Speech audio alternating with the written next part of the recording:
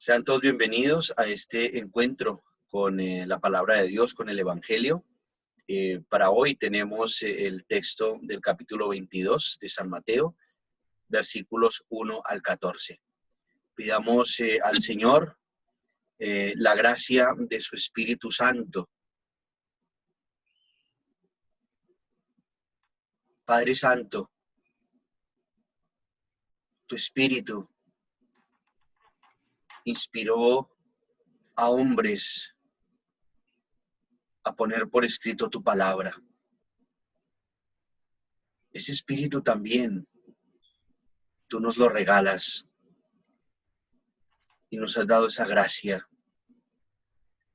Ilumínanos siempre con tu luz para que podamos crecer cada día en el meditar tu palabra, en el reconocerte en nuestra vida, en el escuchar tu salvación, en el escuchar esa invitación que tú nos haces a responder a tu amor, a tu salvación, a tu gracia, a tu Hijo Jesucristo. En el nombre del Padre, y del Hijo, y del Espíritu Santo. Amén. Les invito a que hagamos esta oración.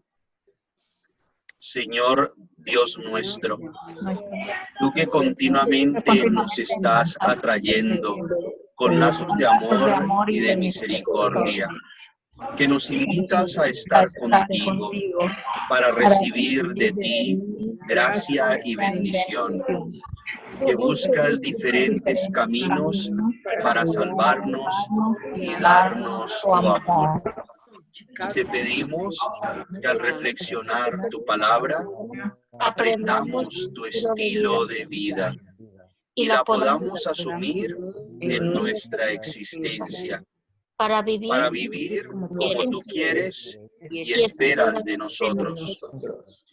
Derrama, Señor, tu amor y danos la sabiduría que viene de ti para conocer y comprender tu voluntad y así adherirnos vivencialmente a ti, permitiendo que tu amor nos transforme, asumiendo tus actitudes y tus disposiciones, haciendo de tus enseñanzas nuestro estilo y nuestra manera de ser y actuar, buscándote siempre a ti en todo y siempre. Amén. Amén.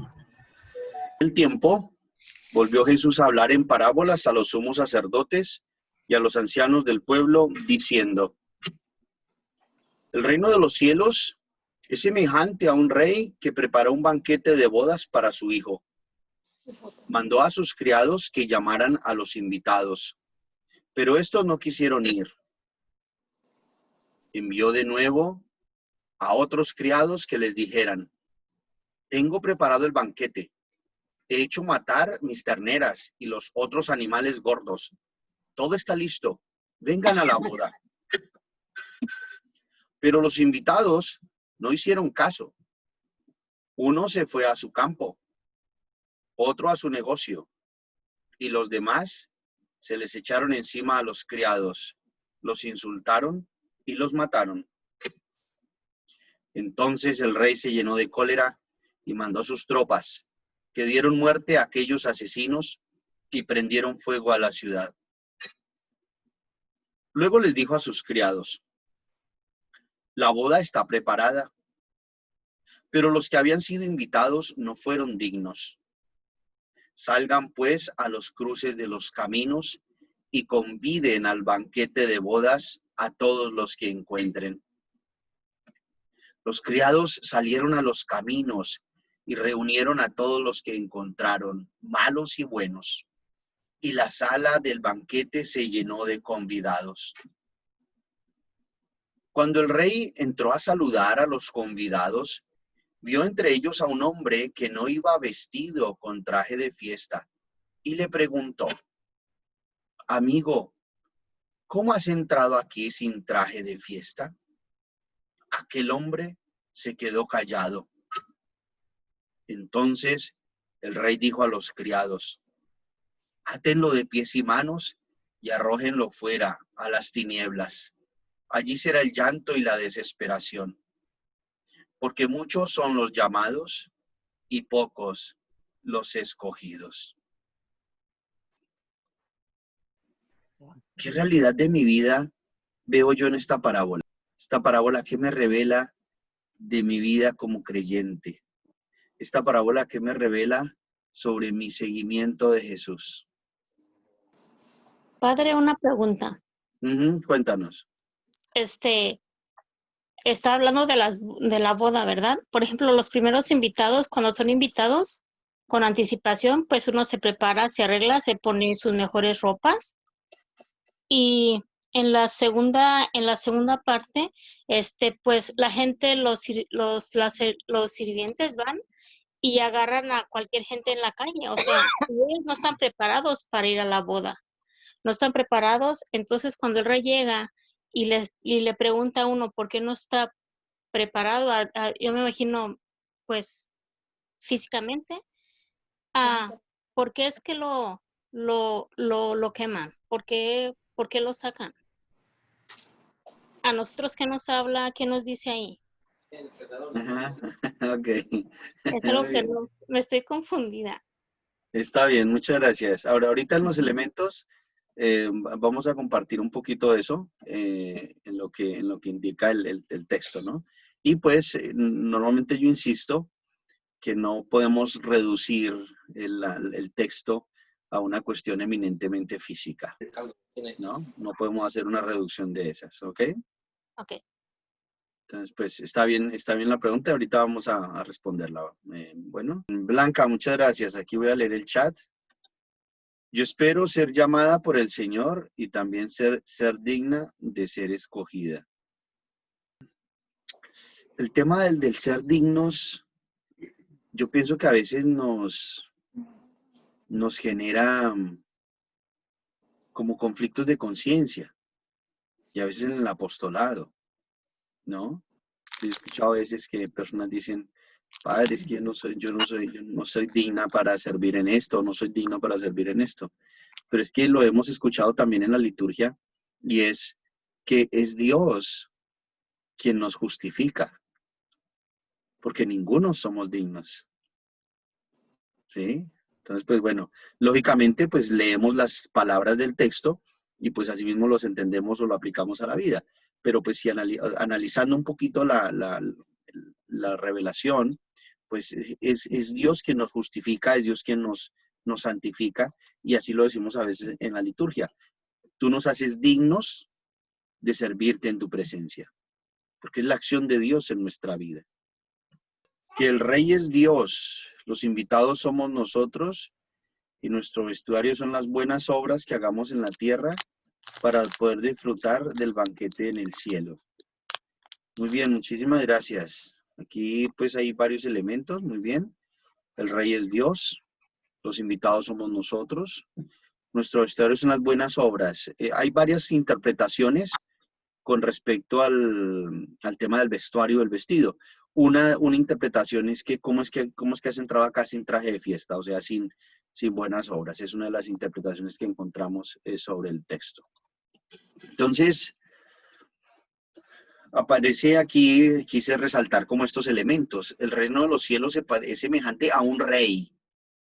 Entonces, pues, bueno, es Dios y que preparó un banquete de bodas para su hijo. El tema del banquete o el banquete de bodas es una figura que atraviesa toda la Sagrada Escritura.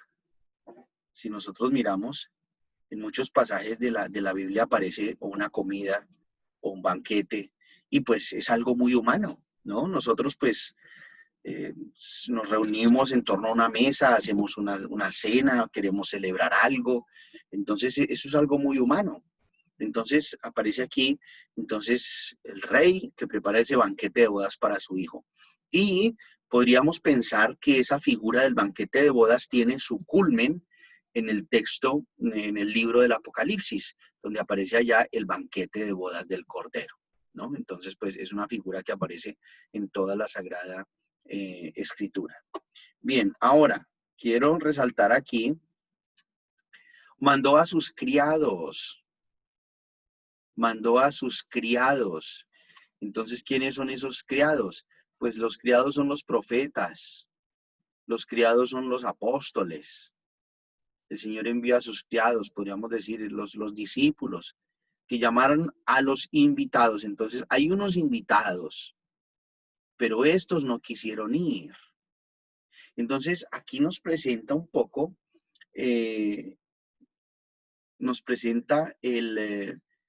quiénes fueron los primeros invitados, el pueblo de Israel. Envió de nuevo a otros criados que les dijeran, tengo preparado el banquete, he hecho matar mis terneras y los otros animales gordos, todo está listo, vengan a la boda. Entonces ahí está nuevamente el banquete de bodas, vengan a la boda. Pero los invitados no hicieron caso. Uno se fue a su campo, otro a su negocio, y los demás se les echaron encima a los criados, los insultaron y los mataron. Entonces aquí quise poner en el mismo color como las diferentes actitudes de estos invitados. Entonces, uno se fue a su campo, otro se fue a su negocio, y los demás, ¿qué hicieron? Rechazaron a los criados, los insultaron y los mataron. Entonces, aquí está un poco, vamos a pensar pues la actitud del pueblo de Israel, que rechazó esa invitación, pero también era una misión. Y era que pues que ellos fueran pues los primeros invitados, pero que también convocaran al resto de la humanidad a ese banquete de bodas, ¿no? Entonces el rey se llenó de cólera y mandó sus tropas que dieron muerte a aquellos asesinos y prendieron fuego a la ciudad. Entonces aquí aparece una imagen del rey pues identificado con Dios pues de una forma muy humana, ¿no? Porque pues esto podríamos decir pues no se aplica porque la obra de Dios pues no va en esta línea. Es la parábola que nos quiere presentar esta imagen. El rey mandó sus tropas, acabaron con aquellos asesinos y acabaron con la ciudad. Pero el rey sigue adelante, él no se detiene. Entonces les dijo a sus criados, la boda está preparada, pero los invitados no fueron dignos. Entonces los invitados no fueron dignos. Pero no fue culpa del rey. Fue la respuesta de los invitados. Y entonces aquí podemos también ver un poco la respuesta del pueblo de Israel, pero también nuestra respuesta, que a veces decimos no. Salgan pues a los cruces de los caminos y conviden, y a quienes invitaron, aquí aparece el banquete otra vez, conviden a todos los que encuentren. Inviten a todos los que encuentren. Como lo decíamos, Dios invita a todos. Los criados salieron a los caminos y reunieron a todos los que encontraron, malos y buenos. Aquí también me parece interesante, pues que podamos como detenernos un poquito en esta expresión, ¿no? ¿A quiénes reunieron? A todos los que encontraron, malos y buenos. ¿Quién no dice que hubo alguno que no? A todos los que encontraron. O sea, no quedó nadie sin ser invitado. Y entonces malos y buenos. Y la sala del banquete se llenó de convidados. Cuando el rey entró a saludar a los convidados, vio entre ellos a un hombre que no iba vestido con traje de fiesta. Había un hombre que no iba vestido con traje de fiesta. Y le preguntó, amigo, ¿cómo has entrado aquí sin traje de fiesta? Aquel hombre se quedó callado. Entonces el rey dijo a los criados, átenlo de pies y manos y arrójenlo fuera a las tinieblas. Allí será el llanto y la desesperación, porque muchos son los llamados y pocos los escogidos. Entonces, este hombre que no tuvo respuesta, ¿cómo es que has entrado aquí sin traje de fiesta. Entonces, les comparto, pues como les decía, como las interpretaciones con el tema del traje de fiesta. Entonces, ha habido una interpretación en donde el traje de fiesta es la gracia. Y entonces, como que, ¿cómo es posible que entres aquí sin traje de fiesta cuando yo doy el traje de fiesta? Entonces, Dios da la gracia. Entonces, ¿cómo es que has entrado acá sin traje de fiesta? ¿Cómo es que entras acá sin esa gracia que yo doy? Pero también aparece la otra interpretación, como lo enunciamos y lo decía Jacqueline, son las buenas obras. Hay otra interpretación en donde el traje de fiesta es la conversión. Y yo pienso pues que son elementos que están unidos. La conversión, pues cuando Jesús envía y hace ese anuncio del reino de Dios, es anunciar la conversión para el perdón de los pecados. Entonces, pues con la conversión y el perdón de los pecados, pues ahí está la gracia, ahí está el traje de fiesta. Entonces, como lo decíamos, no es una cuestión física o que la reduzcamos a un elemento físico, sino que es, pues, lógicamente muchísimo más allá de lo físico. Entonces, ¿cómo es que has entrado aquí sin traje de fiesta? ¿Cómo es que no tienes la gracia? ¿Cómo es que no tienes una actitud de conversión? Aquí no puedes estar. Entonces, aquel hombre se quedó callado, pues porque no tenía excusa. Y entonces aparece también aquí el tema de arrójenlo fuera a las tinieblas. Allí será el llanto y la desesperación, ¿no? Entonces, bien. Y la conclusión del texto, porque muchos son los llamados y pocos los escogidos. Yo pienso que,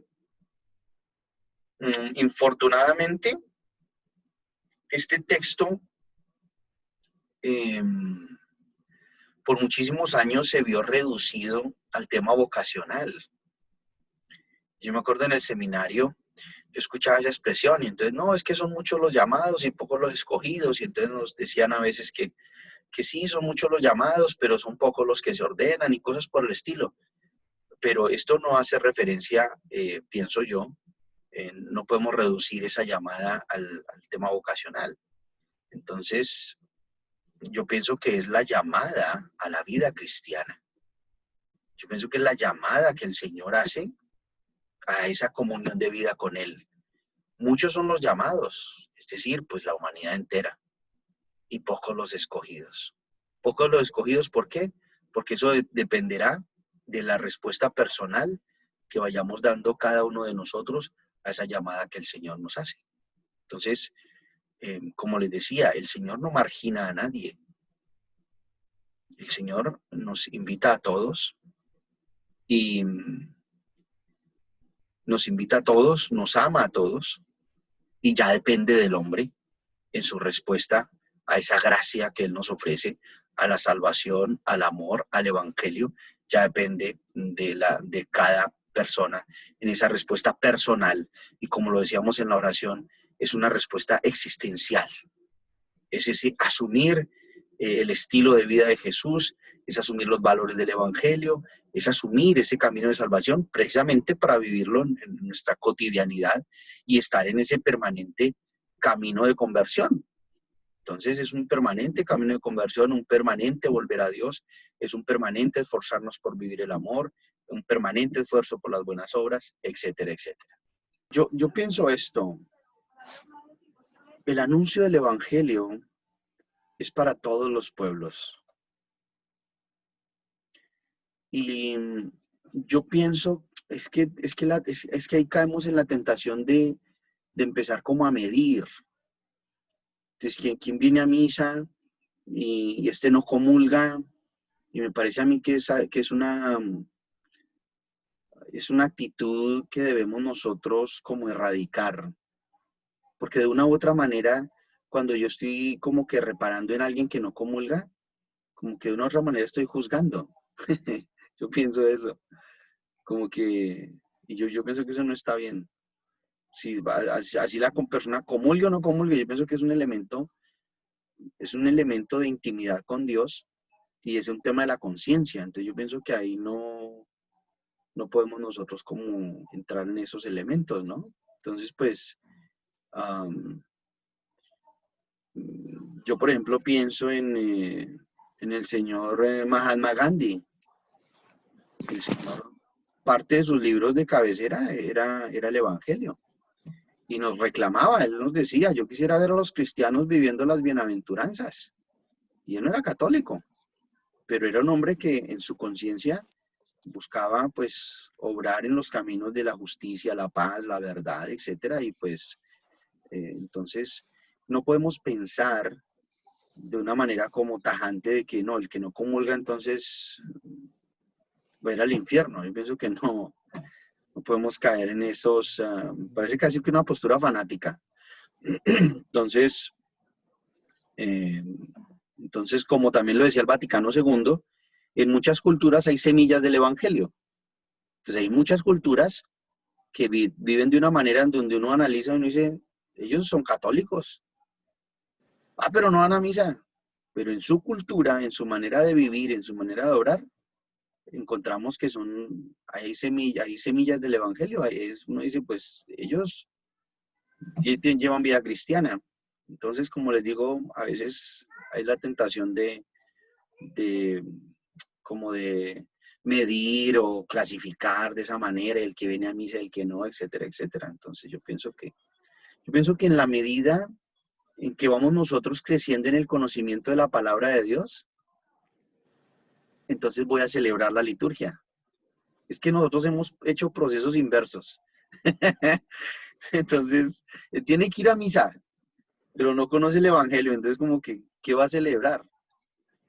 Entonces, recuerdo alguna vez una persona que me dijo, padre, es que yo un día empecé a leer el Evangelio y yo no sé, yo sentí la necesidad de ir a misa.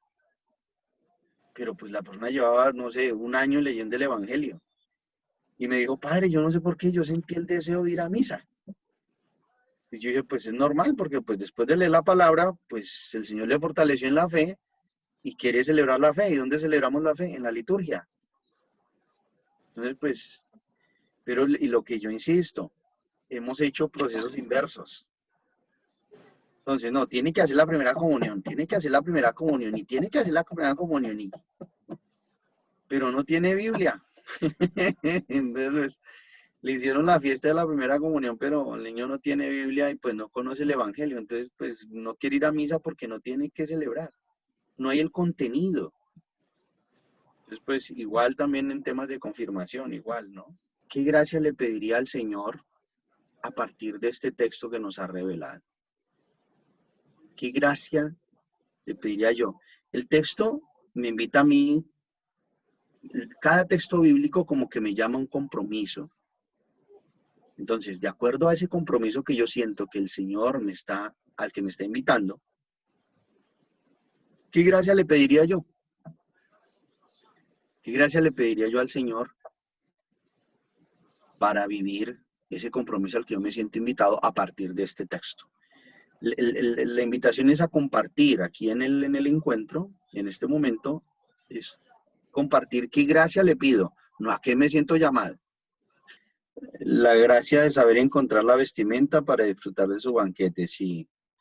Entonces ahí le pediríamos al Señor la gracia de la conversión, porque por la conversión viene el perdón de los pecados y por el perdón de los pecados viene esa gracia de Dios.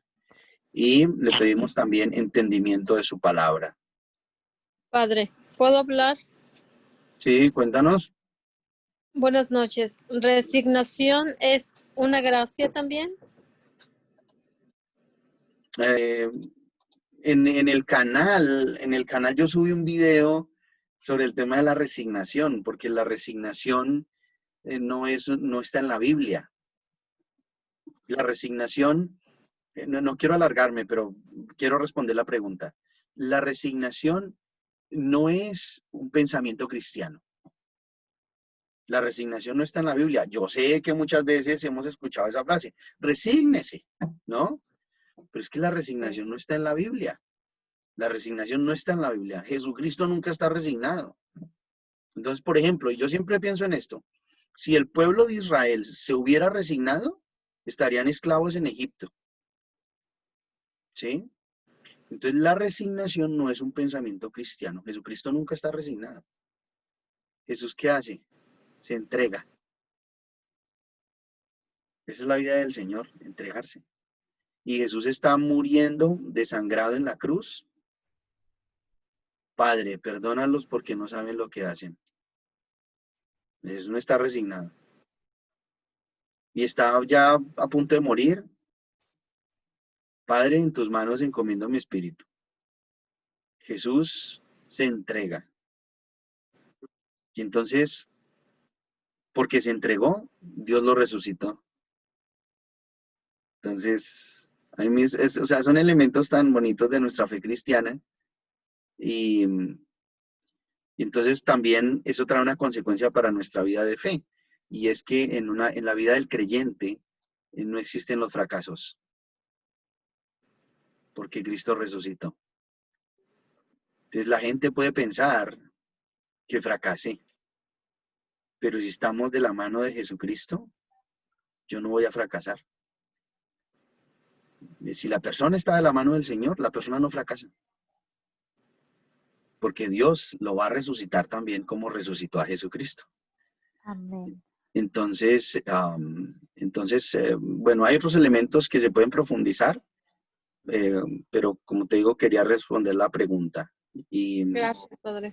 con gusto. Y más adelante, pues, podemos reflexionar en estos elementos. Como te digo, yo subí un video sobre el tema de la resignación, que lo puedes encontrar en el canal, y tengo pendiente profundizar este tema, porque sí pienso que es importante para las personas, para todos. O sea, no, si yo vivo resignado, va a ser una actitud muy diferente así saco la resignación de mi vida. Y si vivo mi vida en Jesucristo y habiendo entendido que no es, o que la resignación no está presente en el Evangelio, nuestra vida va a tener un sabor muy diferente y una perspectiva muy distinta. ¿Ya? Wow, qué revelación, Padre. Muchas gracias. Sí, no, pues gracias a Dios. Y sí, no, la resignación no está en la Biblia. Wow. Ya, después eso no. En otro día podríamos hablar de ese tema. No es resignación, sino aceptación, ¿verdad? La familia Maravillo, sí. El aceptar, pero bueno, no, Claro. como les digo, no quiero alargarme. Es correcto.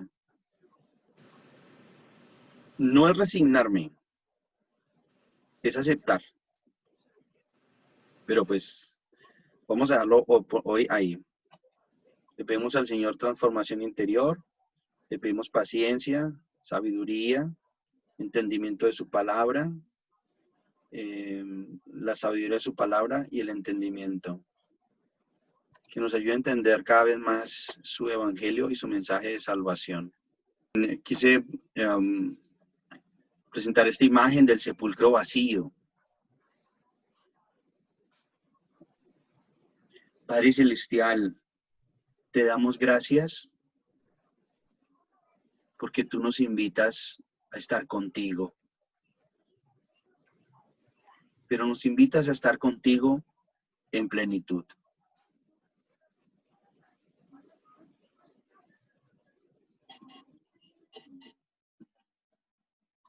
Te damos gracias porque tú nos has llamado.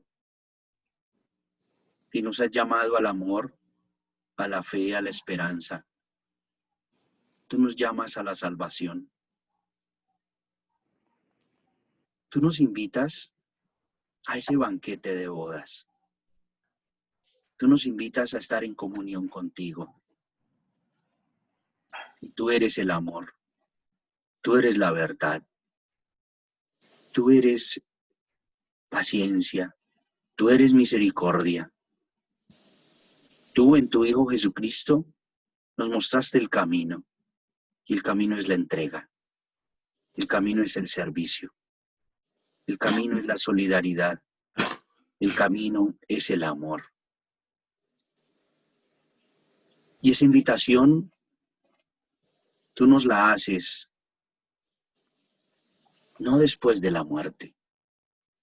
Tú nos invitas a estar contigo desde nuestro nacimiento. Es un caminar, es un avanzar como discípulos de tu Hijo Jesucristo. Padre Santo, danos la gracia, danos la paciencia, danos la sabiduría que viene de ti. Transfórmanos interiormente, concédenos entender cada vez más tu palabra. Danos la gracia de la conversión, que podamos experimentar tu misericordia y tu amor, y que nosotros podamos vivir también en ese permanente camino de amor, de evangelio. Oremos al Padre como Cristo mismo nos enseñó. Padre nuestro, Padre que estás en el cielo, santificado sea tu nombre. Venga a nosotros tu reino. Hágase tu voluntad en la tierra como en el cielo. Danos hoy nuestro pan de cada día. Perdona nuestras ofensas, como también nosotros perdonamos a los que nos ofenden. No nos dejes caer en la tentación y líbranos del mal. Amén. Santísima Virgen María, nos encomendamos a tu misericordia, a tu manto de amor. Intercede por nosotros, Santísima Virgen. Dios te salve María, llena eres de gracia, el Señor es contigo.